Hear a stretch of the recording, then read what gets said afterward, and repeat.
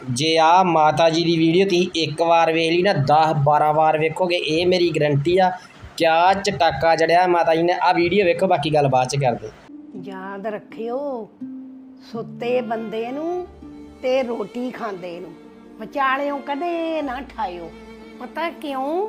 ਵੀ ਇਹਨਾਂ ਦੋ ਚੀਜ਼ਾਂ ਵਾਸਤੇ ਆਪਾਂ ਸਾਰੀ ਉਮਰ ਕਮਾਈ ਕਰਦੇ ਆ, ਇੱਕ ਚੱਜ ਦੀ ਰੋਟੀ ਤੇ ਇੱਕ ਸੁੱਖ ਦੀ ਨੀਂਦ। ਦਫਾਣਿਆ ਖਾ ਕੇ ਲੰਗਰ ਸੌਂ ਗਏ ਵਾ, ਪੱਠੇ ਤੇਰੇ ਪਿਓ ਨੇ ਲਿਆਉਣੇ ਆ।